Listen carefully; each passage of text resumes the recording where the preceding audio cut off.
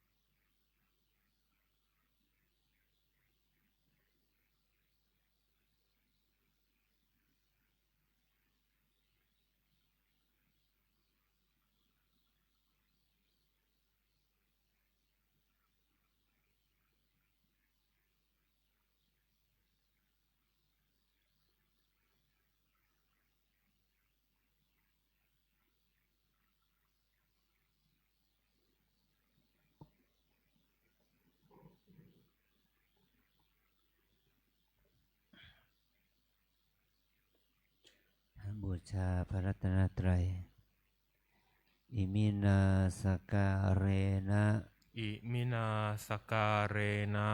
พุทธังอภิปูชยามะพุทธังอภิปูชยามะอิมินาสการเรนะอิมินาสการเรนะธัมมังอภิปูชยามะธัมมังอภิปูชยามะอิมินาสการเรนะอิมินาสการเรนะสังฆังอภิปูชยามะสังฆังอภิปูชยามะอะระหังสัมมาสัมพุทโธภควาอะระหังสัมมาสัมพุทโธภะคะวาพุทธังภวันตังอภิวาเทมิพุทธังภาคะวันตังอภิวาเทมิสวากขาโตภควตาธัมโมสวากขาโตภาคะวตาธัมโมธัมมังนัมสสามิธัมมังนามัสสามิสุปฏิปันโนภควโตสาวกสังโฆสุปฏิปันโนภาคะวะโตสาวกสังโฆสังฆังนามามิสังฆังนะมามิ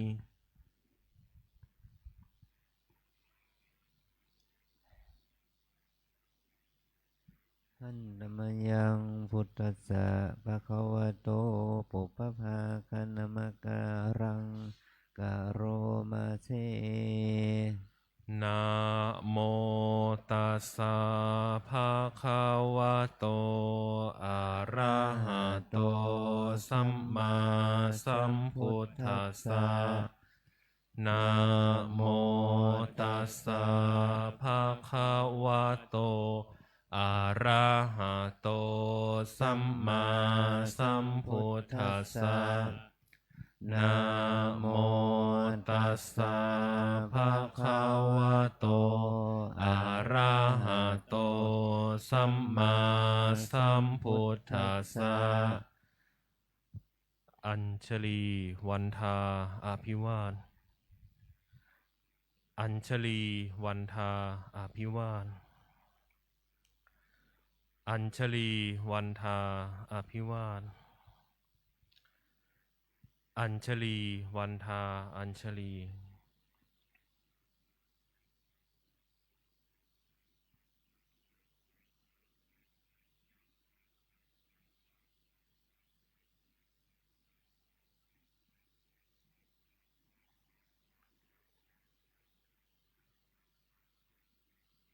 อนิมนต์พระภิกษุสงฆ์กราบพระอาจารย์เจ้าคุณพร้อมกันสามเณรแม่ชีโยคีกราบทีหลังอัญชลีวันทาอภิวาทอัญชลีวันทาอภิวาทอัญชลีวันทาอภิวาทอัญชลีวันทาอัญชลี ขอเชิญแม่ชีและคณะโยคีทุกท่านน้อมกราบพระอาจารย์ท่านเจ้าคุณพร้อมกันนะคะ อัญชลีวันทาอภิวาทอัญชลีวันทาอภิวาทอัญชลีวันทาอภิวาทขออภัยลูกเนนลืมลูกเนนค่ะ นิมนต์พระเราให้ศีล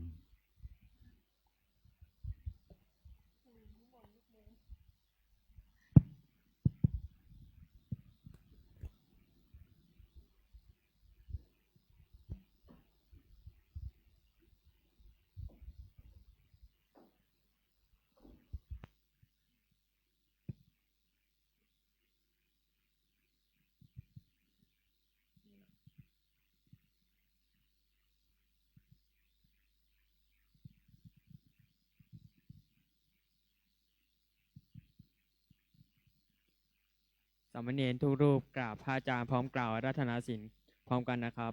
อัญชลีวันทาอภิวาทอัญชลีวันทาอภิวาทอัญชลีวันทาอภิวาทอัญชลีวันทาอัญชลีมายามพานเตสรณะสีลังยาจามะทุติยามปิมายามพันเตสรณะสีลังยาจามะตติยามปิมายามพันเตสรณะสีลังยาจามะ นะโมตัสสะภะคะวะโตอะระหะโตสัมมาสัมพุทธัสสะนะโมตัสสะภะคะวะโตอะระหะโตสัมมาสัมพุทธัสสะนะโมตัสสะภะคะวะโตอะระหะโตสัมมาสัมพุทธัสสะ ตัสสะภะคะวะโตอะระหะโตสัมมาสัมพุทธัสสะนะโมตัสสะภะคะวะโตอะระหะโตสัมมาสัมพุทธัสสะนะโมตัสสะภะคะวะโตอะระหะโตสัมมาสัมพุทธัสสะยะมหังวทามิตังวเทหิ อามะพันเต พุทธังสรณังคัจฉามิ พุทธังสรณังคัจฉามิ ธัมมังสรณังคัจฉามิ ธัมมังสรณังคัจฉามิ สังฆังสรณังคัจฉามิ สังฆังสรณังคัจฉามิ ทุติยัมปิพุทธังสรณังคัจฉามิ ทุติยามปิพุทธังสรณังคัจฉามิ ทุติยัมปิธัมมังสรณังคัจฉามิ ทุติยามปิธัมมังสรณังคัจฉามิ ทุติยัมปิสังฆังสรณังคัจฉามิ ทุติยามปิสังฆังสรณังคัจฉามิ ตติยัมปิพุทธังสรณังคัจฉามิ ตติยามปิพุทธังสรณังคัจฉามิ ตติยัมปิธัมมังสรณังคัจฉามิ ตติยามปิธัมมังสรณังคัจฉามิ ตติยัมปิสังฆังสรณังคัจฉามิ ตติยามปิสังฆังสรณังคัจฉามิ ติสรณะคัมมนังนิทิตัง อามะพันเต ปานาติปาตาเวรมณี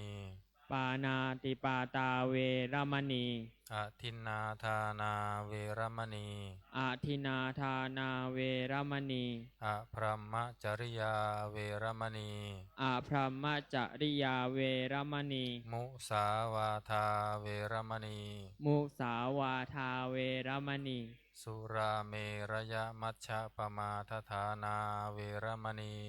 สุราเมรยะมชฌปมาทฐานาเวรมณี วิกาละโภชนาเวรมณี วิกาลโภชนาเวรมณี นัจจะคีตวาทิตาวิสุกทัสสนาเวรมณี นาจะคีตะเวทิตาวิสุกัตทัสสนาเวรมณี มาลาคันทะวิเลปนะธารณะมันดนาวิภูสนัฏฐานาเวรมณี มารากันทะวิเดปนะธารณะบันนะวิปุทัสสถานาเวรมณี อ อุจจาสยนะมหาสยนาเวรมณี อุจจาสยนะมหาสยนาเวรมณี ชาตะรูปรัชตะปฏิคหานาเวรมณี ชาตะรูปะราชตะปฏิคหานาเวรมณี อิมานิทัสสะสิกขาปทานิสมาธิยามิ อิมานิทัสสะสิกขาปทานิสัมมาทิยามิอิมานิทัสสะสิกขาปทานิสัมมาทิยามิอิมานิทัสสะสิกขาปทานิสัมมาทิยามิอัญชลีวันทาอภิวาทอัญชลีวันทาอภิวาทอัญชลีวันทาอภิวาทอัญชลีวันทาอัญชลี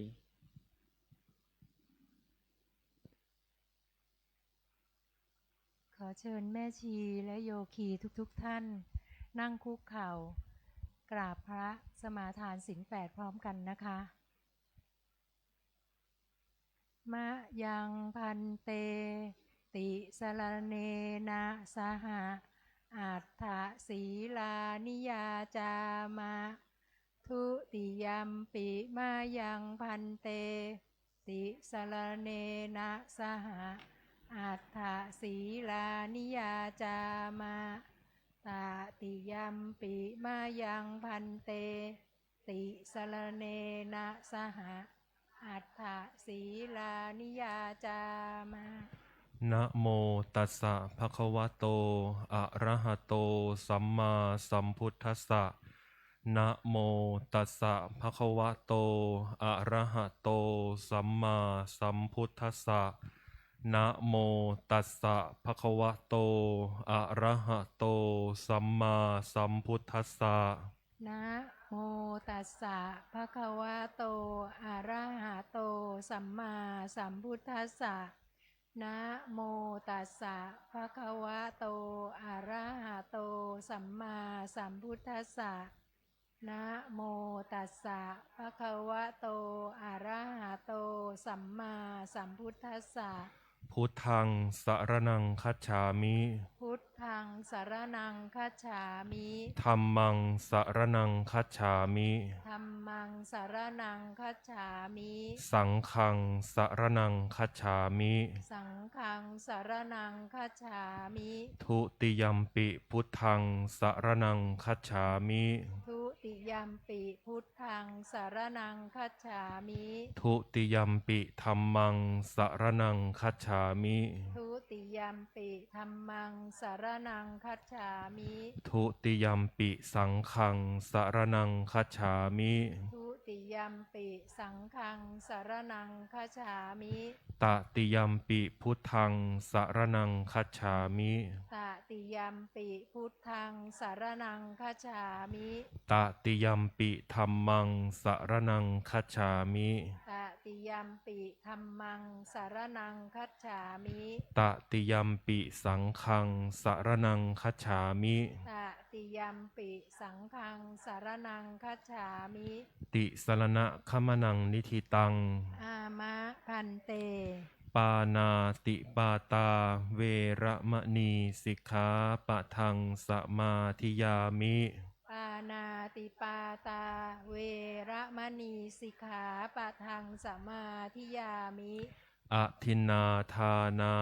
เวระมณีสิกขาปะทังสมาธิยามิ อาทินนาทานาเวระมณีสิกขาปะทังสมาธิยามิ อพรหมจริยาเวระมณีสิกขาปะทังสมาธิยามิ อะพรหมจาริยาเวระมณีสิกขาปะทังสมาธิยามิ มุสาวาทาเวระมณีสิกขาปะทังสมาธิยามิ มุสาวาทาเวระมณีสิกขาปะทังสมาธิยามิ สุราเมระยะมัชฌะปมาทฐานาเวระมณีสิกขาปะทังสมาธิยามิ สุราเมระยะมัชฌะปมาทัฏฐานาเวระมณีสิกขาปะทังสมาธิยามิ วิกาลโภชนา เวระมณีสิกขาปะทังสมาธิยามิ วิกาละโภชนา เวระมณีสิกขาปะทังสมาธิยามิ นัจจะคีตะวาทิตะวิสูกทัสสนะ มาลาคันทะวิเลปนะทารณะมันดนะวิภูสนัทธานา เวระมณีสิกขาปะทังสมาธิยามิ นัจจะคีตะวาทิตะวิสุกะทัสสนะ มาลาคันทะวิเลปนะทารณะมันดนะวิภูสนัทฐานา เวระมณีสิกขาปะทังสมาธิยามิ อุจจาสยนะมหาสยนา เวระมณีสิกขาปะทังสมาธิยามิ อุจจาสยนะมหาสยนา เวระมณีสิกขาปะทังสมาธิยามิ อิมานิอัฏฐสิกขาปะทานิสมาธิยามิ อิมานิอัฏฐสิกขาปทานิสมาธิยามิ อิมานิอัฏฐสิกขาปทานิสมาธิยามิ อิมานิอัฏฐสิกขาปทานิสมาธิยามิ อิมานิอัฏฐสิกขาปทานิสีเลนะสุขติงยันติ สีเลนะโภคสัมปทา สีเลนะนิพพุติงยันติ ตัสสมาสีลังวิโสทะเย สาธุ สาธุ สาธุ อัญชลีวันทาอภิวาท อัญชลีวันทาอภิวาท อัญชลีวันทาอภิวาท อัญชลีวันทาอัญชลี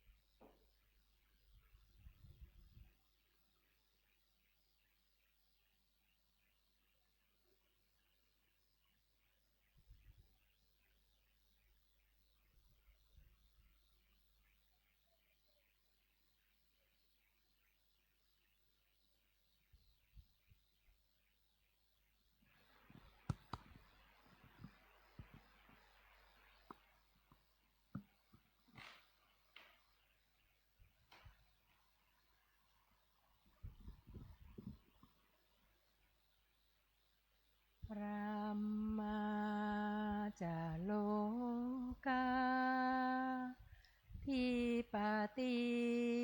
สัมปติ กาตัญชลีอันทิวาลังอาญาจถาสันติทัสสัตตาอาปาราชาคาชาติกาเทเสตุธรรมังอนุกรรมปิมังปะชังท้าวสามบดีพรหมเป็นบรมในพรหมมาทรงฤทธิ์ที่ศักดากว่าบริษัททุกหมู่พรหมน้อมหัดนมัสการประดิษฐานหน้าที่สมควรแล้วจึงบังคมชุรีบาทพระศาสดาขอพรอันประเสริฐวรเลิศมโหฬารปวงสัตว์ในโลกากิเลสน้อยก็ยังมีขอองค์พระจอมปราดสู่ธรรมาสอันรู้จริงโปรดปวงประชานีท่านจงโปรดแสดงธรรมนิมนต์ท่านเจ้าข้าผู้ปรีชา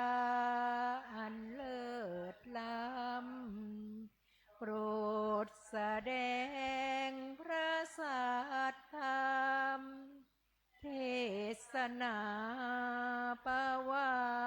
ทีเพื่อให้สำเร็จผลแด่ปวงชนบรรดานี้ศพสุขเกษมสีสมดังเจตนาเทิน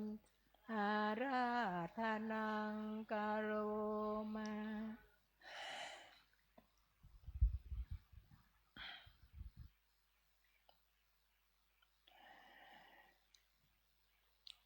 นะโมตัสสะภะคะวะโตอะระหะโตสัมมาสัมพุทธัสสะนะโมตัสสะ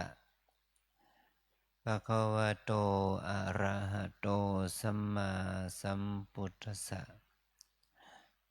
นะโมตัสสะภะคะวะโตอะระหะโตสัมมาสัมพุทธัสสะกาเลนะธัมมสวนังเอตัมมังคะละมุตตมันติขอความน้อมน้อมของข้าพเจ้าจงมีแด่สมเด็จพระผู้มีพระภาคผู้ทรงพระมหากรุณาธิคุณอันประเสริฐผู้บริสุทธิ์จากกิเลสตรัสรู้ชอบได้โดยพระองค์เองขอความน้อมน้อมต่อพระธรรมและคณะพระอริยสงฆ์เจ้าทั้งหลายในโอกาสบัดนี้จะได้แสดงพระธรรมในวันนี้เป็นวันโกนขึ้น14 ค่ำภาษาเหนือเดือนเกียงเหนือหรือว่าเดือน1นะ เราทั้งหลายได้มีชีวิตดำรงชีวิตมาในมาจนถึงวันนี้เหลืออีกเวลาอีก2 คืนนะเราก็จะพ้นออกพรรษาแล้วเนาะเหลือ2 คืนเราได้อยู่จำพรรษาที่นี่เป็นเวลา88 วันละ89 90 89มันก็มีโอกาสให้เราหมายความว่าเราทั้งหลายนะได้ให้โอกาสแก่ชีวิตของเราเนี่ยเรายังมีชีวิตอยู่ในวันนี้มีที่เราได้สูญเสียโยมที่เป็นอุบาสิกาของวัดเราไป1 คนนะ1 คนคุณโยมสมรหรือว่าคุณโยมวรวรรณทำทองเนี่ยวรวรรณได้เสียชีวิตไปจะออกพรรษาอยู่แล้วยังออกไม่ทันนะ ออกไม่ทันละเสียชีวิตไปซะแล้วเนี่ยนี่คือสัจธรรมความจริงว่าเราไม่สามารถที่จะต่อรองกับมัจจุราชคือความตายเมื่อความตายมาถึงแล้วเราไม่สามารถจะต่อรองกับมัจจุราชได้จะขอให้อยู่ตอนออกพรรษาก่อนจะขอให้เราได้มีชีวิตทอดกฐินก่อนนะไม่ได้มันมีเหตุให้เราจะต้องเสียชีวิตไปนี่คือความจริงที่คนเรานั้นมันอยู่กับโลกแห่งความเป็นจริงนี่ก็คือเราได้มาปฏิบัติธรรมที่นี่เป็นบาโสบาสิกาบางคนมาอยู่3 วันก็ลาไปแล้วลาออกจากวัดไปบางคนก็มาอยู่5 วัน7 วันก็ลาจะต้องมีภาระมีกิจที่จะต้องกลับไปบ้านบางคนก็อยู่มา1 เดือนก็ลา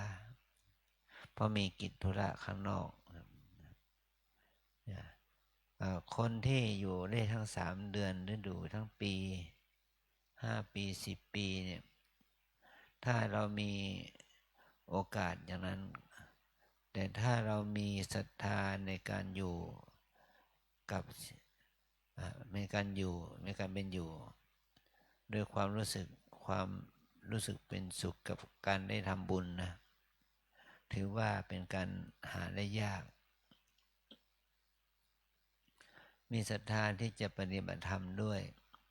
มีศรัทธาที่จะอยู่ในฐานะเป็นพระเป็นสามเณรเป็นแม่ชีโยคีด้วยความศรัทธาปัญหาได้ยากที่เราสภาพของชีวิตสภาพของชีวิตที่เราอยู่อย่างนี้มันเป็นเหตุให้เรานั้นได้ทำกิจน้อยใหญ่ที่มันเป็นบุญเป็นกุศลนะมันหาโอกาสได้ยากองค์พระสัมมาสัมพุทธเจ้าก็ได้ตรัสพระบาลีว่าปาปัสสมิงละมติงมโนธรรมชาติของจิตเนี่ยมันชอบบาปหมายความว่าจิตเรานี่เผลอไปทางกิเลสอกุศลอยู่บ่อยๆเผลอไปมีเผลอสตินะไม่เผลอออกไปคิดถึงเรื่องอื่นบ่อยๆนั่นเรียกไม่มีความชอบในการที่จะไปคิดถึงเรื่องที่ไม่ดีบ่อยๆเกิดความโกรธความโลภความหลงบ่อยๆเพราะว่าจิตของคนเรานั้นมันมีโทธรรมตัวหนึ่งนะ เรียกว่าฉันทะฉันทะเนี่ยความพอใจนะความปรารถนาอารมณ์นะฉันทะเนี่ยมีความปรารถนาอารมณ์เนี่ยเกิดขึ้นในใจของเราเนี่ยแม้แต่จิตอกุศลจิตโกรธจิตโลภจิตหลงจิตฟุ้งซ่านอะไรก็ตามแต่มันก็มีฉันทะเรียกว่าอกุศลฉันทะก็มีกุศลฉันทะก็มีนะฉันทะนี่มันเป็นธรรมธรรมที่เราเรียกว่าอธิบดีฉันทะเป็นอธิบดีฉันทะวิริยะจิตตวิมังสาเนี่ยเป็นอธิบดีได้ทั้งอธิบดีฝ่ายดีอธิบดีฝ่ายไม่ดีจิตที่ประกอบด้วยฉันทะที่เป็นฝ่ายไม่ดีมันก็เป็นอกุศลฉันทะ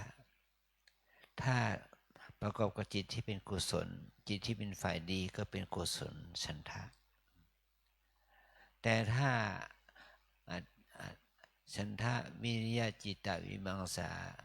มีชื่อใหม่ว่าอิทธิบาทอิทธิแปลว่าความสำเร็จปาทะแปลว่าทางบาทเนี่ยภาษาอังกฤษเขาเรียกว่าฟุตบาททางเท้าใช่ไหมฟุตบาทแปลทางเท้าบาทตรงนี้แปลว่าทางเป็นภาษาบาลีมันเป็นภาษาบาลีแปลบาทเป็นทางอิทธิแปลว่าความสำเร็จทางแห่งความสำเร็จเรียกว่าอิทธิบาทมีอยู่สี่อย่างคือฉันทะวิริยะจิตตวิมังสาเช่นเดียวกันแต่ธรรมที่เรียกว่าอิทธิบาทนี่เป็นธรรมที่เป็นกุศลฝ่ายเดียวเป็นธรรมที่เป็นฝ่ายกุศลนะไม่ใช่เป็นธรรมที่เป็นฝ่ายวิบากกิริยาอกุศลนะอิทธิบาทเนี่ยเป็นธรรมะฝ่ายกุศลเพราะว่ามันเป็นองค์ธรรมที่พระพุทธองค์ได้ตรัสสอนไว้ในโพธิปัจขิยธรรม37ประการโพธิปัจขิยธรรมธรรมที่เป็นฝักฝ่ายแห่งโพธิธรรมที่เป็นฝักฝ่ายแห่งปัญญาเนี่ยโพธิปัจขิยธรรมใน37ประการมีอิทธิบาท4นี้ด้วยนะถ้าอิทธิบาท4นี้เกิดขึ้นกับเราโดยอาศัยการบำเพ็ญภาวนานี่แหละเนาะมันก็จะทำให้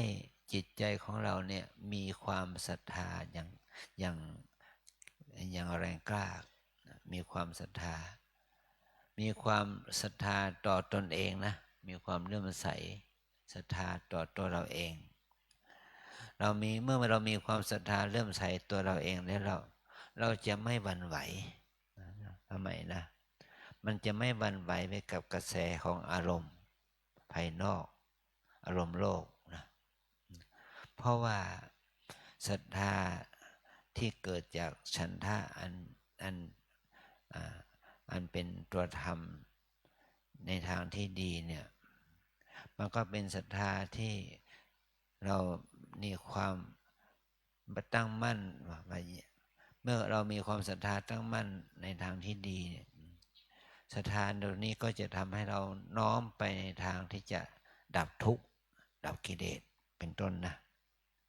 เมื่อจิตเราออกไปจากการดับทุกข์ดับกิเลสได้เนี่ยแล้วเราก็จะได้เข้าสู่มรรคทางแห่งความดับทุกข์เนี่ยแต่ว่าศรัทธาเนี่ยที่เกิดขึ้นเนี่ยมันไม่ใช่เป็นองค์มรรค8มันเป็นธรรมที่อุปถัมภ์มรรค8เท่านั้นเนี่ยพอศรัทธานี่เกิดขึ้นแล้วมันก็จะก่อให้เกิดความคิดความเพียรที่ดีศรัทธามันก็จะเกิดขึ้นแล้วมันจะก่อให้เกิดความเพียรที่ดีนะแต่ความเพียรนี่เป็นองค์มรรคเป็นความเพียรชอบความเพียรที่จะละอกุศลนั่นหลายออกไปได้ เมื่อความเพียรที่เป็นองค์มรรคนี้เกิดขึ้นแล้ว มันจะทำให้สติเกิดขึ้นได้ สติความระลึกได้มันก็จะเกิดขึ้นด้วย สตินี่เกิดขึ้นมาแล้วก็มันก็เป็นองค์มรรคนะสติเป็นองค์มรรคศรัทธาวิริยะสติเป็นองค์มรรคสมาธิจิตต้องตั้งมั่นขึ้นจิตสงบขึ้นจิตตั้งมั่นสมาธิมันก็เป็นองค์มรรคเป็นเอกคตาเป็นองค์มรรคในสมาธิเนี่ยคือองค์มรรคก็ได้แก่ตัวสมาธิเช่นเดียวกันเมื่อจิตมีแต่จิตที่เป็นเอกคตาที่เป็นองค์มรรคเนี่ยมันเป็นสัมมาสมาธิแต่ถ้าสมาธิที่ไม่ใช่องค์มรรคมันก็เป็นมิจฉาสมาธินะสมาธิความตั้งมั่นในทางที่ผิดความคิดในทางที่ผิดเนี่ยมันเป็นมิจฉาสมาธิถ้าเรามีสัมมาสมาธิมันก็ตั้งมั่นถูกอย่างนี้นะนี่คือแล้วก็เมื่อจิตมีสมาธิก็สมาธินี่แหละเป็นธรรมที่เป็นเหตุใกล้ธรรมที่เป็นเหตุใกล้มันเป็นเหตุให้เกิดปัญญานะถ้าเราไม่มีสมาธิเราจะไม่มีปัญญานะคณิกะสมาธิอุปจาระสมาธิอัปปนาสมาธิเป็นสมาธิระดับธรรมดาเรียกว่าคณิกะสมาธิเนี่ยมันมีในทุกคนนะทั้งพระทั้งเณรทั้งโยคีอุบาสกอุบาสิกานะสมาธิที่มันเป็นคณิกะสมาธินะจิตตั้งมั่นเป็นขณะเล็กๆนะมันก็เป็นผลให้เกิดตัวปัญญาได้แม้แต่เราเจริญวิปัสสนากรรมฐานนะเราเจริญสติปัฏฐานสี่เนี่ยเราเจริญสติปัฏฐานสี่นี่มันก็มีสมาธินะมีสมาธิได้คณิกะสมาธิคณิกะสมาธินี่คือสมาธิขณะเล็กๆจิตตั้งมั่นในทางที่เล็กๆเบาๆมันก็ก่อให้เกิดปัญญาได้จะทำให้เรารู้ถึงอนิจจธรรมได้เมื่อเรารู้ถึงอนิจจธรรมคือคำที่เกิดที่มันเป็นของไม่เที่ยงเนี่ยคือว่าเราจะต้องมีพื้นฐานสมาธิ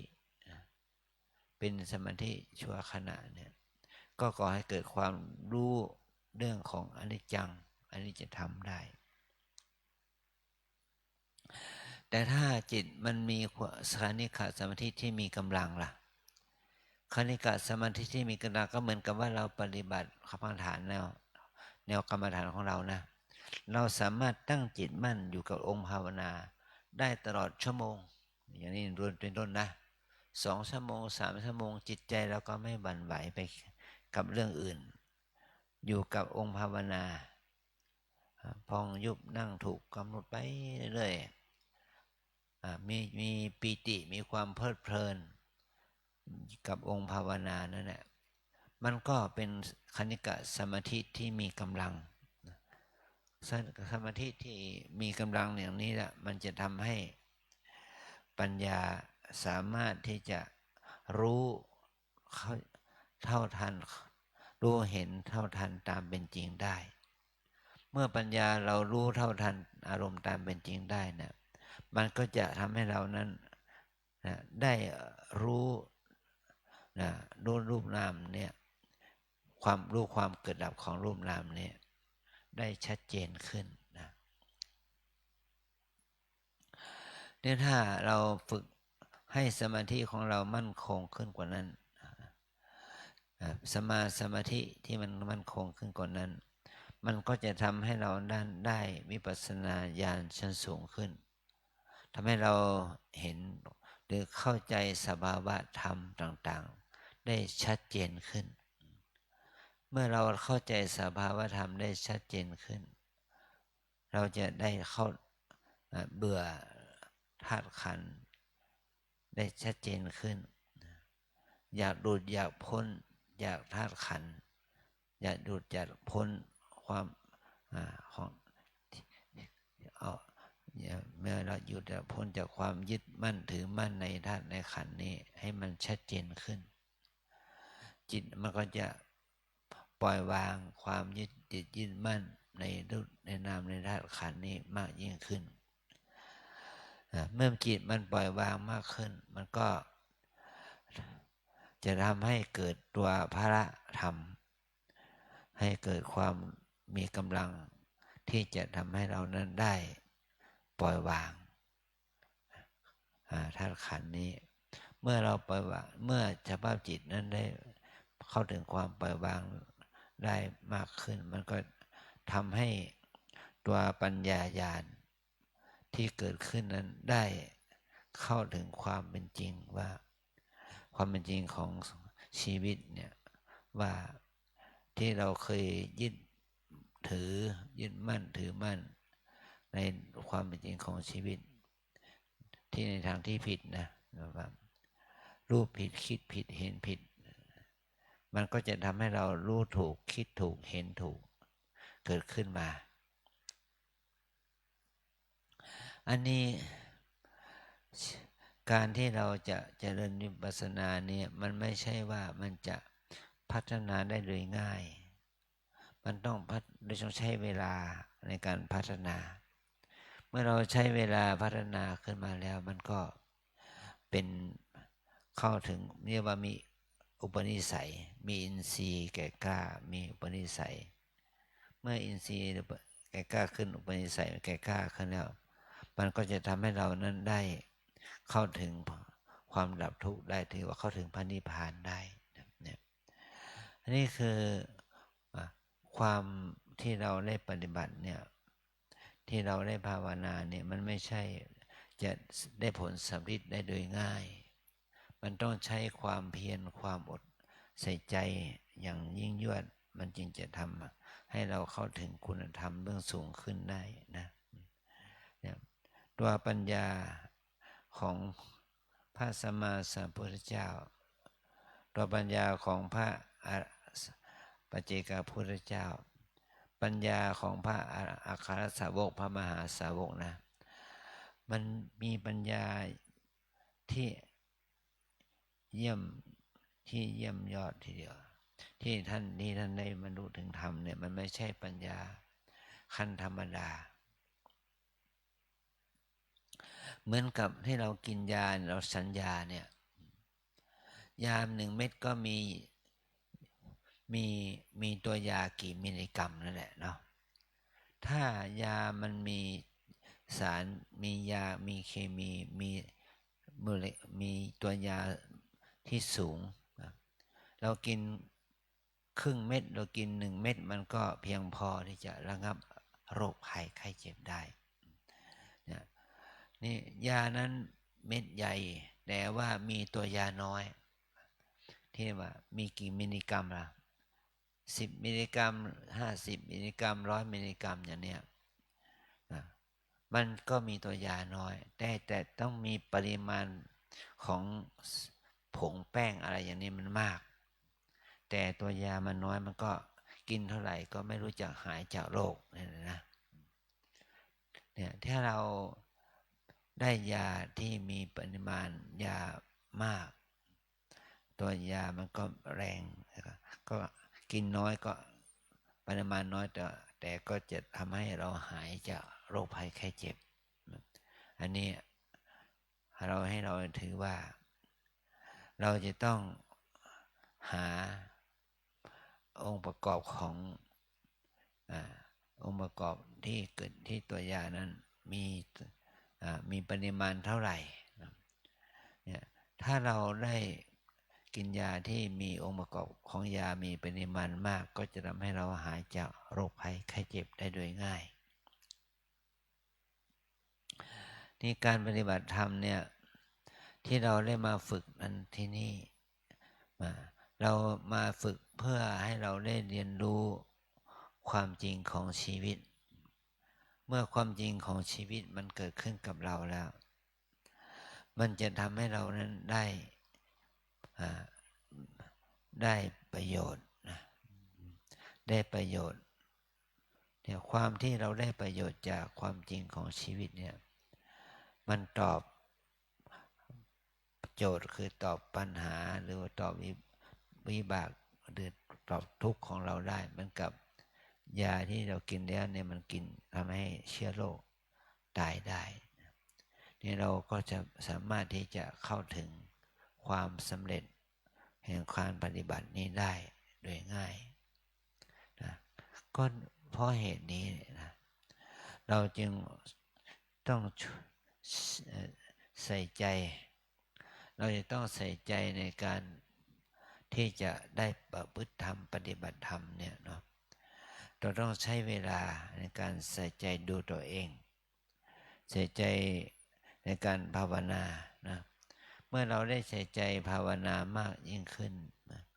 มันก็เหมือนกับว่าตัวยานั้นที่เข้าอยู่ในตัวเรามากขึ้นมันก็สามารถฆ่าเชื้อฆ่าโรคภัยไข้เจ็บที่เกิดอยู่ในตัวเรานั้นออกไปได้ยิ่งขึ้นได้มากยิ่งขึ้นเนี่ยชีวิตหนึ่งของเราทั้งหลายนะเรามีชีวิตที่อยู่กับ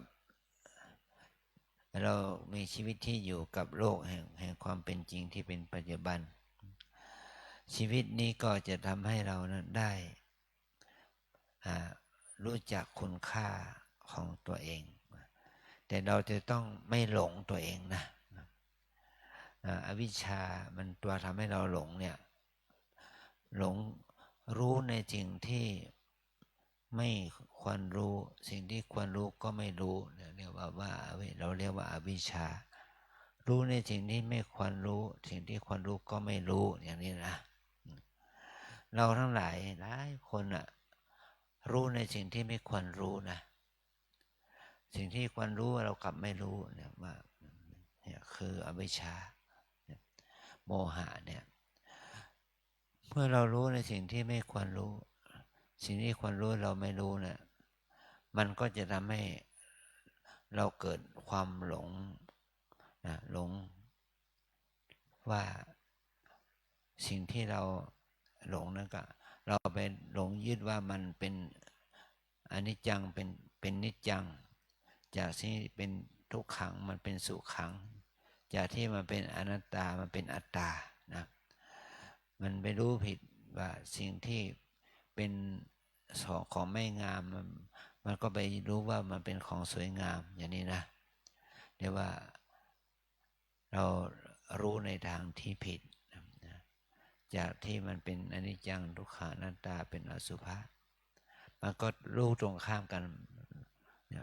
รู้ว่ามันเป็นของเที่ยงเป็นสุขเป็นตัวตนและเป็นของสวยงามอย่างนี้นะมันก็เกิดความหลงล่ะเกิดความหลงในสังสาระได้หลงในตัวเราเองได้อย่างนี้นะ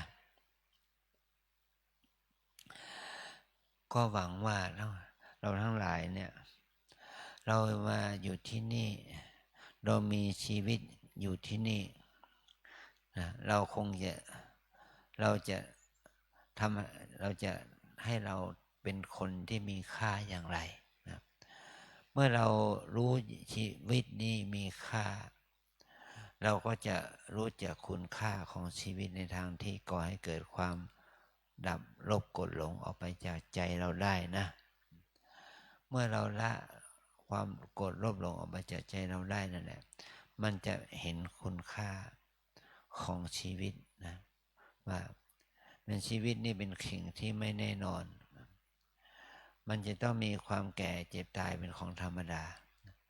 เราจะต้องเพิ่มพูนคุณงามความดีให้ยิ่งขึ้นไปคุณงามความดีที่เกิดขึ้นมาเนี่ยมันก็จะเป็นประโยชน์แก่เราเองทั้งหลายแก่เราทั้งหลายนั้นได้เห็นได้ดูความจริงของชีวิตเมื่อความจริงของชีวิตมันเป็นเช่นนั้นคือว่ามันเป็นของไม่เที่ยงเป็นทุกข์เป็นอนัตตาอย่างนั้นเมื่อเรารู้อย่างเร็วนี้แล้วก็เราต้องฝักใฝ่เพื่อจะหลุดพ้นออกไปจากตนเองได้นะนี่คือสิ่งที่เรากระทำบำเพ็ญนะ สิ่งที่เรากระทำบำเพ็ญนี่มันต้องอาศัยสมมุติด้วยนะโลกสมมุติสัจจะอาศัยหลักของศีลธรรมอาศัยหลักของคุณธรรมจริยธรรมถ้าเรา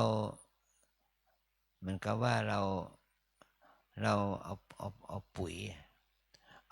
หมักปุ๋ยคอกเนี่ยเรากินไม่ได้นะแต่เราเอามาบำรุงต้นไม้มันกลายเป็นธาตุสารอาหารเป็นปุ๋ยที่เป็นไฮโดรเจนไนโตรเจนได้แล้วก็ปุ๋ยนั่นก็เป็นองค์ประกอบของต้นไม้ให้ดอกให้ผลให้รากเหง้ากิ่งก้านสาขาที่ดีเนี่ยก็มันจะได้เป็นประโยชน์กับเราเพราะว่าแต่ถ้าเราจะกินปุ๋ยหมักปุ๋ยคอกไม่ได้นะแต่เรากินปุ๋ยที่อยู่ในรูปของผลไม้ได้นะเนี่ยปุ๋ยผลไม้นั่นก็เป็นอาหารแก่เรานะอันนี้คือเราต้องอาศัยบางครั้งก็อาศัยทานศีลความกตัญญูอะไรต่างๆเนี่ยเอามาประกอบชีวิตในการดำเนินชีวิตนะแต่ถ้าเราได้เข้าถึงสัจธรรมเนี่ยเข้าถึงความเป็นจริงของรูปนามสัจธรรมเนี่ยมันก็จะทำให้ญาณปัญญาของเราเจริญขึ้นนะท่านสนิสโลนะทำไมเราต้องเรียนนักธรรมเนี่ยมันก็เป็นของธรรมดามันเป็นองค์ประกอบนะแต่ว่าเราเอาธรรมะในหัวข้อธรรมนั้นเอาหลักวินัยของหัวข้อธรรมนั้นมาพิจารณาให้เข้าถึงปรมัตถธรรมนะเมื่อเราเข้าถึงแล้วเราก็จะทำให้เราเข้าใจว่าสมมุติบัญญัติแล้วก็เราจะเข้าใจปรมัตถธรรมได้ด้วยนะโดยเพราะเหตุนี้เราจะต้องรู้ทั้งธรรมะที่เป็นสมมุติสัจจะรู้ธรรมะที่เป็นปรมัตถสัจจะเมื่อเรารู้ปรมัตถสัจจะแล้วเราก็ไม่หลงเรารู้สมมุติสัจจะเหมือนกับพระสัมมาสัมพุทธเจ้าเพราะเมื่อพระองค์ได้ตรัสรู้แล้วพระองค์ก็ยังอยู่กับสมมุติสัจจะยังอยู่กับทานศีลภาวนาของชาวบ้านยังสอนเรื่องทานศีลภาวนาจริยาข้อวัดปฏิบัติที่ดีงามให้ชาวบ้านเขาได้นำเอาไปประพฤติปฏิบัตินะแต่ถ้าบางครั้งพระองค์ก็สอนที่เข้าสู่ปรมัตถสัจจะแล้วพระสงฆ์ภิกษุณีบาสกบาสิกาที่มีอุปนิสัยมีบารมีท่านก็สอนเรื่องปรมัตถสัจจะว่าชีวิตเนี่ยกายใจธาตุขันธ์เนี่ยเป็นอนิจจังทุกขังอนัตตาเนี่ยเขาสอนอย่างนี้ละความปล่อยวางเหมือนกับว่าเราเรียนรู้เรื่องเราเรียนรู้เรื่องเกี่ยวกับเรื่องชื่อญาณที่เราเรียนญาณนั่นแหละนะรู้ให้เราเข้าใจรู้เรื่องญาณอุทยพยานพังคญาณพยญาณอะไรอย่างนี้นะจนถึงสังคโรเบขายานเนี่ยรู้เพื่อให้เราปล่อยวางรู้เพื่อให้เราเบื่อหน่ายเพื่อให้เรารู้ถึงโทษของสังขารรู้ให้เรารู้แล้วให้เรานั้นได้เข้าถึงความเป็นจริงของชีวิตอยากดุดอยากพ้นจากกิเลสอะไรเนี่ยก็จะทำให้เราเข้าถึงมากถึงผลเป็นที่สุดได้นะขอพลังบุญความดีเนี่ยเราจะต้องเรียนรู้ทั้งฟังธรรมะที่เป็นฝ่ายบัญญัติและปรมัตถ์นะก็ถ้าเรารู้อย่างนี้ได้เข้าถึงสัจธรรมอย่างนี้ได้ในชาตินี้ก็ถือว่าเป็นชาติที่เราไม่สูญเปล่าแล้วไม่สูญเปล่านะแล้วก็แม้แต่เราจะรู้เรื่องศีลธรรมเรื่องของทานศีลภาวนาทั่วไปแต่เราไม่ถึงอริยมรรคอริยผลมันก็จะทำให้เรานั้นไม่ได้ถึงกับสูญเปล่าทีเดียวแล้วมันจะนำพาเราเข้าสู่ทางแห่งสุคติภูมิและมนุษย์สมบัติสวรรค์สมบัติแก่เราเองได้นะถ้าเราจะให้เข้าถึงนิพพานสมบัติก็ต่อเมื่อ เราเข้าใจสัจธรรมความจริงของชีวิตนับตั้งแต่รู้รูปรู้นามตามเป็นจริงว่าธาตุขันธ์นี้เป็นอนิจจังทุกขังอนัตตาอย่างนี้นะขอให้เราทั้งหลายได้มีโอกาสตั้งใจให้เป็นกุศลให้มั่นคงที่เราได้อาศัยวันเวลาของปีนี้เข้าอธิษฐานพรรษาครบ3 เดือนเนาะเนี่ยครบรอบ3 เดือนเนี่ยเราก็ได้อยู่จำพรรษานี้โดยอาศัยความเพียรความพยายามความอดทนนี่แหละนี่เราได้ถึงว่าได้อธิษฐานอธิษฐานพรรษาก็ตั้งใจมั่นเรียกว่าเป็นบารมีเรียกว่าอธิษฐานบารมีนะเมื่อเราตั้งใจมั่นก็ทำให้เราก้าวข้ามได้ก็เหลือเวลาอีก2 วันนะ2 วันก็จะออกพรรษาแล้วเราจะต้องรักษาอธิษฐานนี่ให้เราได้เข้าถึงความสำเร็จให้ได้นะพอเป็นพลังบุญเกื้อกูลเราทุกรูปทุกคนที่เราได้อยู่จำพรรษาอธิษฐานพรรษาเนี่ยให้เป็นพลังบุญเกื้อกูลเพราะเราทั้งหลายได้เจริญงอกงามไปบุญในสัมมาปฏิบัติเพื่อความดับทุกข์เพื่อพระนิพพานเป็นที่สุดจงมาเกิดผลแก่พวกเราทั้งหลายจงทุกข์ทวหน้ากันด้วยเถิดเอวังก็มีด้วยประการราชนี้หันธรรมยังสาธุกะลังกะโลมาเซสาธุสาธุสาธุอาหังพุทธันจะธัมมันจะสังฆันจะสรณังคัจฉาอุปาสิกัตตังเทเสสิงภิกขุสังคัสสะสัมมุขาเอตังเมสรณังเขมังเอตังสารณะมุตตมังเอตังสารณะมาคัมมะสัพพะทุกขาปะมุญจะเยจะหาจะเลยหังสัมมาสัมพุทธัสสะสนังทุกขนิสรณะเสวะภาคีนิสังอนาคเตกาเยนะวาจายวเจตสาวาพุทเทกุกัมมังปะกะตังมยายังพุทโธปฏิคันหาตุอัจจยันตังกาลันตะเลสังวริตุงวพุทเทกราบค่ะกาเยนะวาจายวเจตสาวาธัมเมกุกัมมังปะกะตังมยายังธัมโมปฏิคันหาตุอัจจยันตังกาลันตะเลสังวริตุงวะธัมเมกราบกาเยนะวาจายวเจตสาวาสังเคกุกัมมังปะกะตังมยายังสังโฆปฏิคันหาตุอัจจยันตังกาลันตะเลสังวริตุงวะสังเคกราบมันลื่น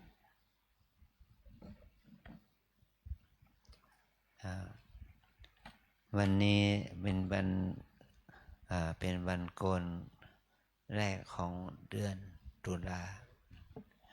วันเราจะมีขออนุญาตที่จะรายงานค่าใช้จ่ายของวัดเรานะให้แก่พระภิกษุสามเณรแม่ชีโยคีได้รับทราบว่าเดือนกันยายนที่ผ่านมาเนี่ยเรามีการใช้จ่ายอะไรบ้างเพื่อให้พวกเราทั้งหลายได้รับทราบโดยทั่วกันทั้งที่อยู่ที่นี่และทั้งที่หยุดที่ได้รับฟังทางบ้านนะให้เราได้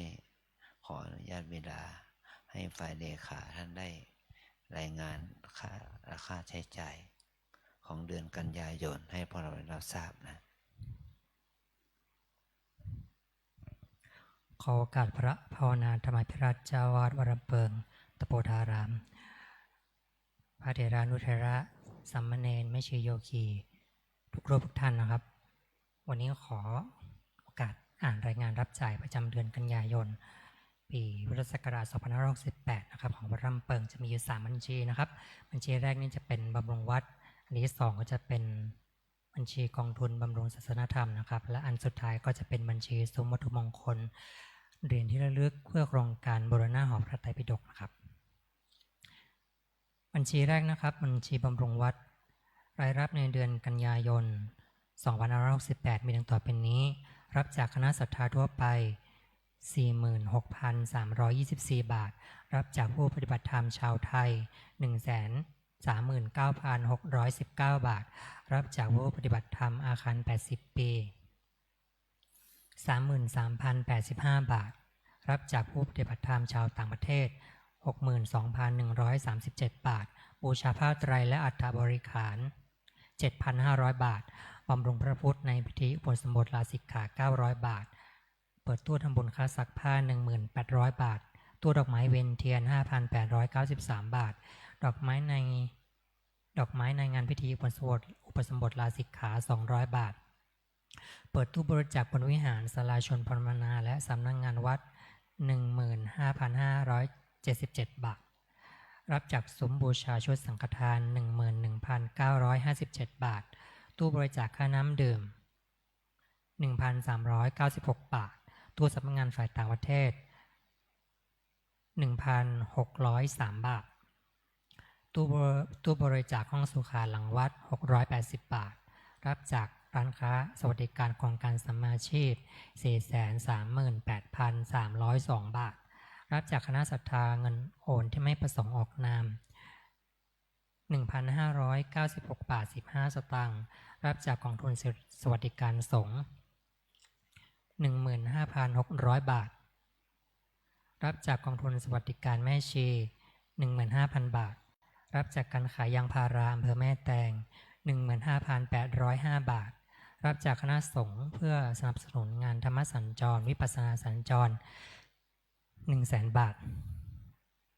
รับจากพระภวินฐานิสโรจันหอม 110,000 บาทรับจากพระภิกษุณีเวียดนามโดที่เท่าเป็นเจ้าภาพตู้กดน้ำร้อนน้ำเย็นหน้าหอฉัน 24,500 บาทรับจากคุณแพรคุณชโยคุณพัชระแก้วกิตติยานุกูลเป็นเจ้าภาพกันปฏิโมกข์ 16,000 บาทรับจากบัญชีกองทุนบูรณะปฏิสังขรณ์เพื่อเป็นค่าใช้จ่ายบูรณะกุฏิแม่ชีประจำ 285,600 บาทรับจากแม่ชีรัตนพรวารนิชเพื่อบูรณะกุฏิอีก 20,000 บาทนะครับรวมแล้วรับ 1,381,074 บาทกับอีก 15 สตางค์ครับต่อไปเป็นรายจ่ายซื้อสินค้าเข้าร้านค้าสวัสดิการโครงการสัมมาชีพ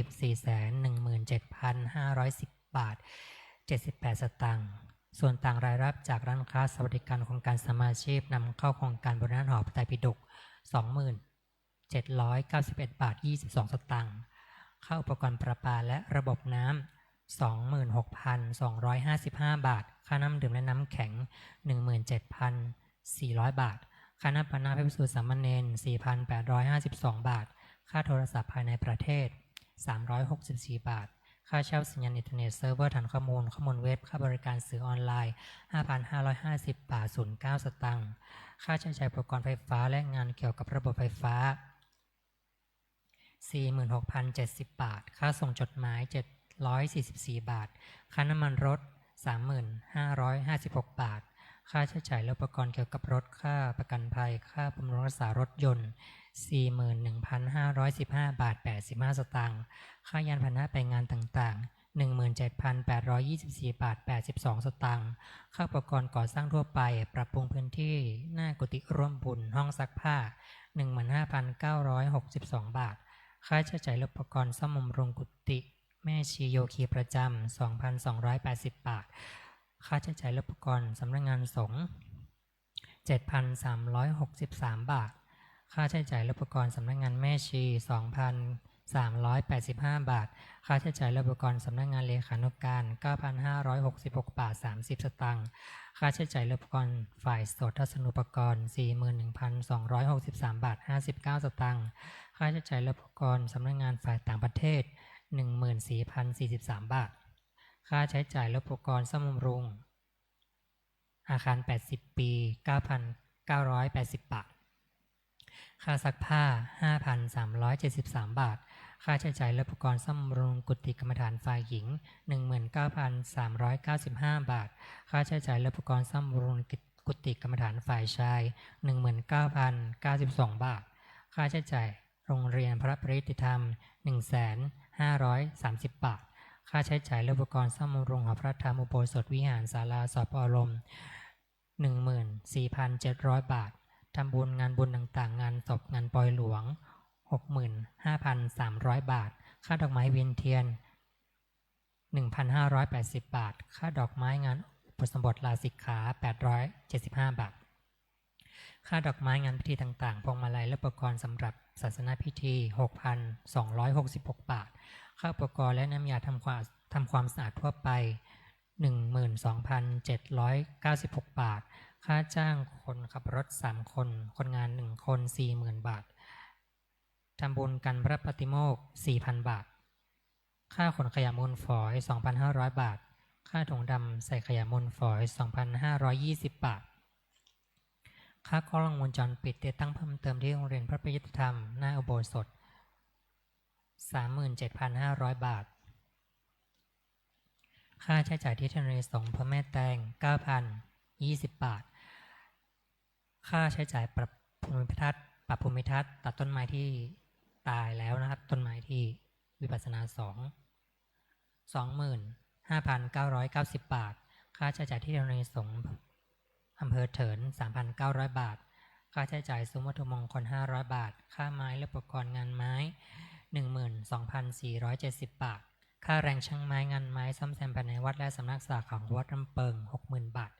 ค่าแรงช่างสีและช่างก่อสร้างซ่อมแซมภายในวัดและสำนักสาขาของวัดลำเปิง 81 บาทค่าใช้จ่ายงานธรรมสัญจรวิปัสสนาสัญจร 122,024 บาทค่าตู้กดน้ำร้อนน้ำเย็นหน้าหอฉัน 24,500 บาทค่าใช้จ่ายในการบูรณะกุฏิแม่ชีประจำ 323,365 บาท50 สตางค์รวมรายจ่าย 1,726,473 บาท15 สตางค์สรุปยอดเงินคงเหลือยกมาจากเดือนสิงหาคม2568 3,345,994 บาท15 สตางค์บวกรายรับในเดือนกันยายน 1,381,074 บาท15 สตางค์รวมรายรับทั้งหมด 4,727,068 บาท30 สตางค์หักรายจ่ายในเดือนกันยายน 1,726,473 บาท15 สตางค์ยอดเงินคงเหลือ 3,595 บาท15 สตางค์นะครับหากเอาเฉพาะรายรับกับรายจ่ายมาหักลบกันนะครับก็จะติดตัวแดงนะครับรายจ่ายมากกว่ารายรับอยู่ที่ 345,399 บาทครับบัญชีแรกจบไปแล้วต่อไปนะครับจะเป็นบัญชีที่2บัญชีกองทุนบำรุงศาสนาธรรมนะครับประจำเดือนกันยายน 1. รับจากเจ้าภาพทำบุญรายรับนะครับรับจากเจ้าภาพทำบุญค่าอาหาร 475,840 บาทรับจากเจ้าภาพทำบุญน้ำปันนะ 31,200 บาทรับจากผู้ปฏิบัติธรรมชาวต่างประเทศ 24,854 บาทรับจากเจ้าภาพทำบุญกองทุนบำรุงศาสนธรรม 4,699 บาทรับจากเจ้าภาพทำบุญค่าไฟฟ้า 61,945 บาทรวมรายรับ 598,535 บาทขอโทษครับ 598,538 บาทต่อไปเป็นรายจ่าย 1. ค่าอาหารน้ำปานะผู้ปฏิบัติธรรม 491,181 บาทค่าเครื่องปรุงในโรงครัว 23,349 บาทค่าแก๊สหุงต้ม 23,332 บาทค่าอุปกรณ์ในโรงครัว 9,975 บาทค่าไฟฟ้า 185,003 บาท56 สตางค์ค่าน้ำประปา 24,820 บาท51 สตางค์ค่าจ้างคนงานครัว 48,000 บาทรวมรายจ่าย 81,661 บาท07 สตางค์ครับสรุปยอดเงินคงเหลือยกมาจากเดือนสิงหาคม 3,168 3,71,117 บาท 12 สตางค์บวกรายรับในเดือนกันยายน 598,538 บาทรวมรายรับทั้งสิ้น 3,669,655 บาท 12 สตางค์หักรายจ่ายในเดือนกันยายน 81,661 บาทกับอีก 0.7 สตางค์นะครับยอดเงินคงเหลือ 2,860,994 บาท 05 สตางค์นะครับบัญชีนี้ก็รายจ่ายมากกว่ารายรับนะครับอยู่ที่ 23,123 บาท 07 สตางค์ครับบัญชีสุดท้ายนะครับบัญชีซุ้มวัตถุมงคลเหรียญที่ระลึกเพื่อโครงการบูรณะหอพระไตรปิฎกประจำเดือนกันยายนครับรายรับ 1. รับจากตู้บริจาคเดือนกันยายน 2,776 บาทรับจากตู้รับถวายสังฆทานสำนักงานสงฆ์ 36,314 บาทรับจากตู้บริจาครัศศิวลี 8,775 บาทรับจากตู้บริจาคทำบุญกระเบื้องมุงหลังคา 18,118 บาทรับจากคณะศรัทธาทั่วไป500 บาทรับจากซุ้มวัตถุมงคล 4,196 บาทรับจากผู้ปฏิบัติธรรมชาวต่างประเทศ 37,281 บาทรับจากส่วนต่างรายรับร้านค้าโครงการสวัสดิการสัมมาชีพนะครับ20,791 บาท 22 ตังค์รวมรายรับ 128,751 บาท 22 สตางค์รายจ่าย 1. ค่าแรงทำสีพื้นปิดทองวิทยาศาสตร์ซุ้มหน้าต่างหอพระไตรปิฎกชุดที่ 9 งวดที่ 4 50,000 บาทค่าแรงทำสีพื้นปิดทองวิทยาศาสตร์ซุ้มหน้าต่างหอพระไตรปิฎกชุดที่ 9 งวดที่ 5 250,000 บาทค่าแรงขัดสีเก่าทำสีพื้นช่องระเบียงหอพระไตรปิฎกงวดที่ 1 50,000 บาทค่าแรงขัดสีเก่าทำสีพื้นช่องระเบียงหอพระไตรปิฎกงวดที่ 2 100,000 บาทงานมุงลวดชุดที่ 1 งวดที่ 2 20,000 บาทงานมุงลวดชุดที่ 2 บานประตูใหญ่ชั้น 1 งวดที่ 1 15,000 บาทซื้อสีย้อมไม้สีสเปรย์สีพื้นพร้อมอุปกรณ์ 13,900 บาทซื้อโคมไฟติดผนังซื้อโคมไฟผนังติดเสาชั้น 1และผนังทางขึ้นชั้น 2 24,880 บาทค่าแรงช่างไม้ครั้งที่ 7 40,000 บาทค่าแรงช่างก่อสร้างช่างสีครั้งที่ 7 อีก 40,000 บาทครับรวมรายจ่ายทั้งสิ้นอยู่ที่ 63,780 บาทครับและแน่นอนบัญชีนี้รายจ่ายก็มากกว่ารายรับอยู่ที่ขอโทษครับ 475,028 บาท 78 สตางค์ครับจบครบทั้ง3บัญชีครับขอบคุณครับ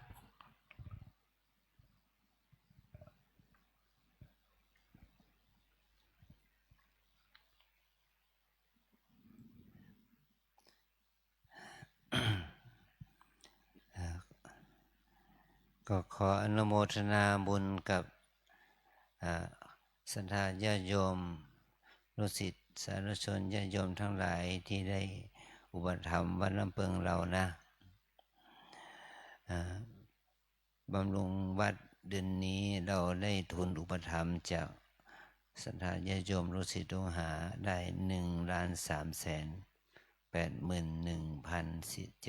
1,381,074 บาทแต่ว่ารายจ่ายจิปาถะของวัดเรานี่จ่ายไป1,726,473 บาท 15 สตางค์รายจ่ายมากกว่ารายรับอยู่ 345,399 บาทบัญชีหนึ่งอีกบัญชีหนึ่งคือบัญชีค่าอาหารค่าน้ำค่าไฟค่าเครื่องเรื่องการกินกันอยู่ของเรานะรายรับญาติโยมทำบุญเป็นเจ้าภาพอาหารนับปะนะค่าน้ำค่าไฟเนี่ย5,9,800 538 บาทแต่รายจ่ายนี่811,661 บาทก็เหมือนกับว่าบัญชีนี้ก็รายจ่ายมากกว่ารายรับอยู่2,3,123 บาทเนาะบัญชีที่3คือบัญชีทุนก่อสร้างบูรณะปฏิสังขรณ์หอวัดไตรปิฎกปัจจุบันนี้ก็ประมาณ 80-90% แล้วนะที่ทาสีแล้วก็ปรับปรุงขึ้นก็มีรายรับเดือนกันยานี้ 128,751 บาทรายจ่าย 6,780 บาทจ่ายมากกว่ารับอยู่ 475,028 บาทแต่เรามีทุนสำรองอยู่นะ 251,539 บาท 59 สตางค์เป็นทุนสำรองก็เดือนนี้ก็เราจะได้มีทุนเพิ่มขึ้นกับกฐินนะกฐินนะมีกฐินเพิ่มขึ้นช่วยทำให้มีทุนสำรองเกี่ยวกับหอพระไตรปิฎกเนี่ยนะเมื่อเราทำเสร็จแล้วเราก็จะได้ยกถวายเป็นอนุสรณ์ถวายให้แด่พระเดชพระคุณหลวงปู่นะจากที่เราได้แต่ก่อนมันทาสีขาวธรรมดาตอนนี้เราทาสีทองนะเอาสีทองเอาทองคำเปลวเอาทองธรรมชาติทำทองวิทยาศาสตร์แล้วก็ปรับปรุงให้มันดีขึ้นกว่าเดิมมันปัจจุบันนี้ก็หมดไปคงจะร่วม9 ล้าน10 ล้านแล้ว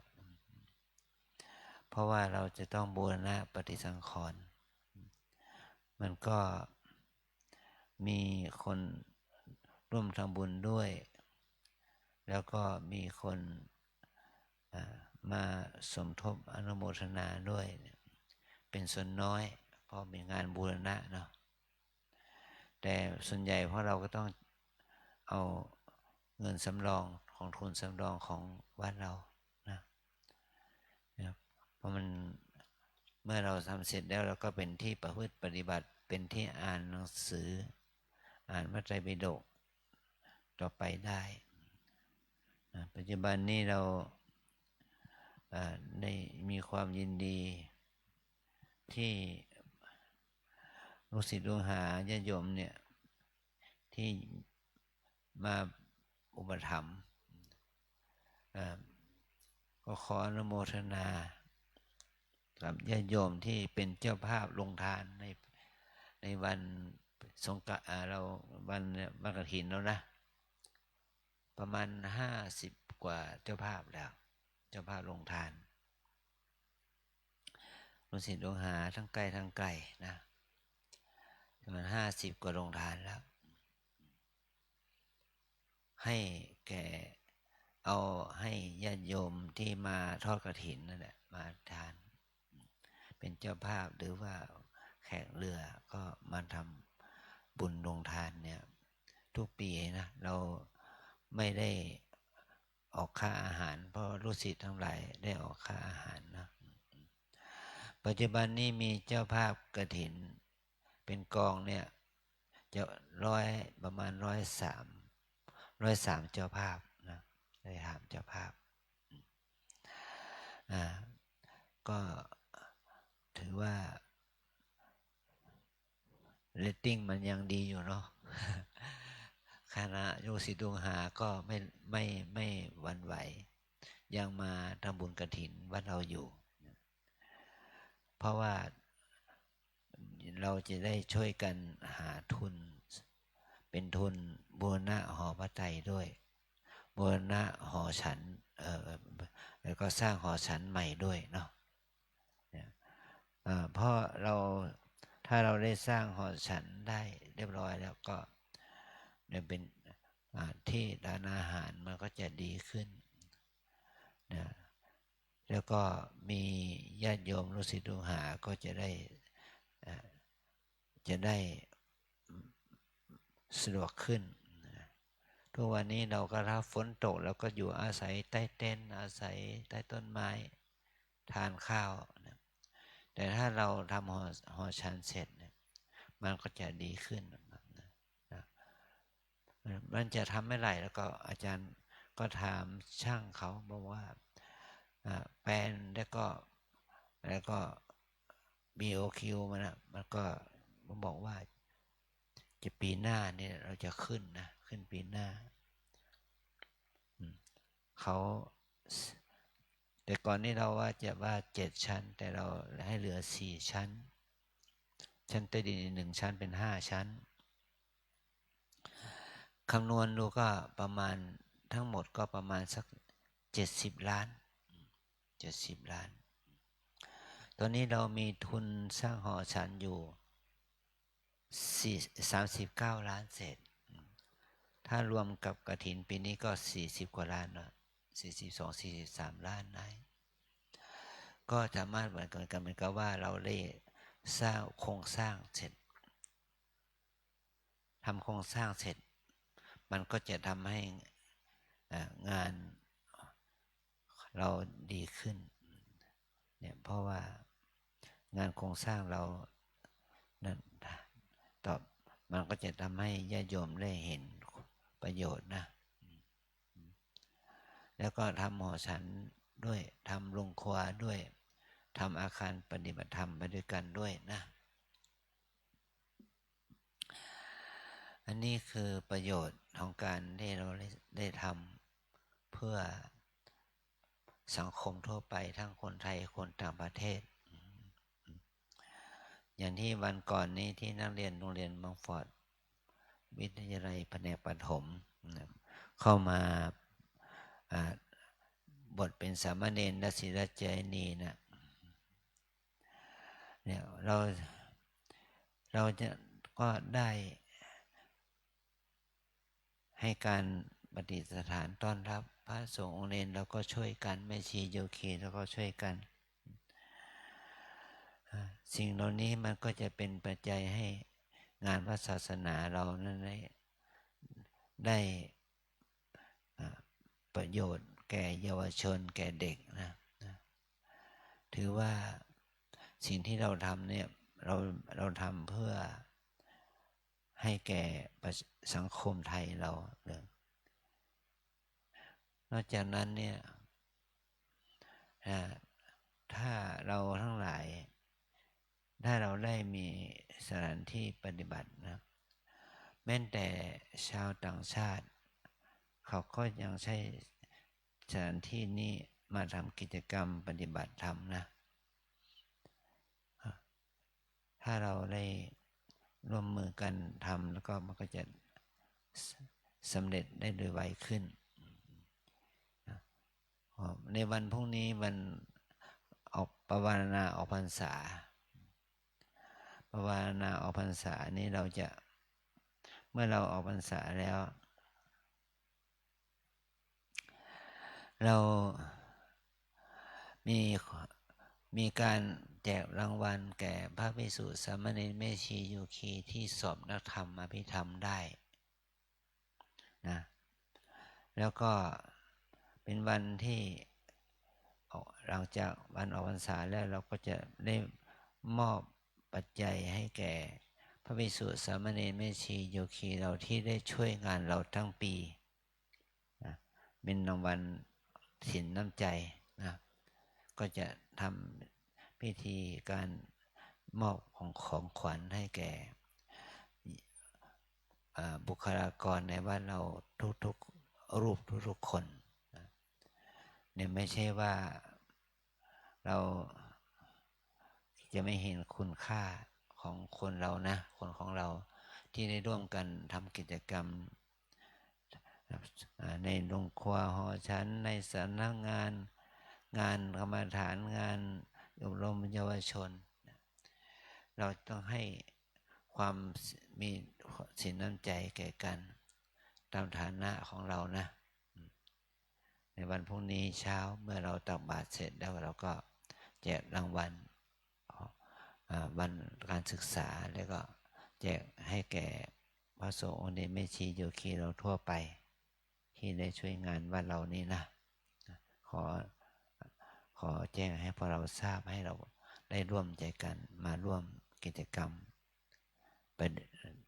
ในวันพรุ่งนี้ด้วยกันนะขออนุโมทนาเนาะสาธุ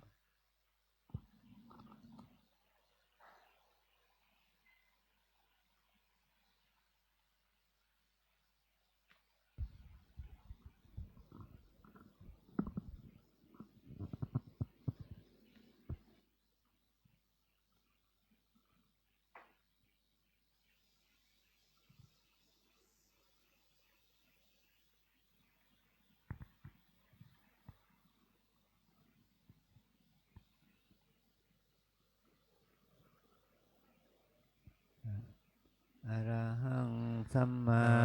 สัมพุทโธภะคะวาพุทธังภะคะวันตังอะภิวาเทมิ สวาคาโต ภะคะวะตาธัมโม ธั ธัม ม มังนามัสสามิ สุ สุ ป ป ฏิ ฏิ ปั ปั น น โน โนภะคะวะโต สาวกสังโฆ สังฆังนามามิ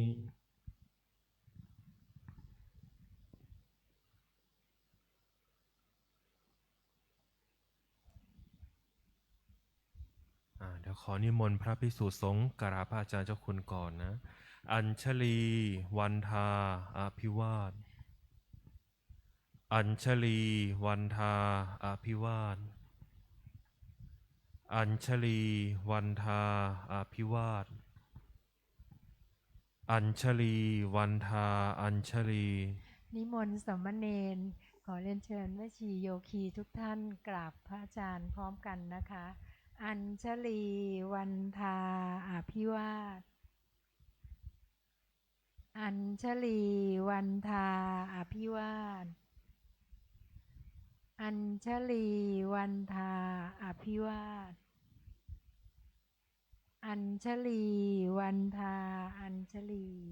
จัตตารโอธรรมาวัฏันติ อายุวันโนสุขังพลัง สาธุ สาธุ สาธุ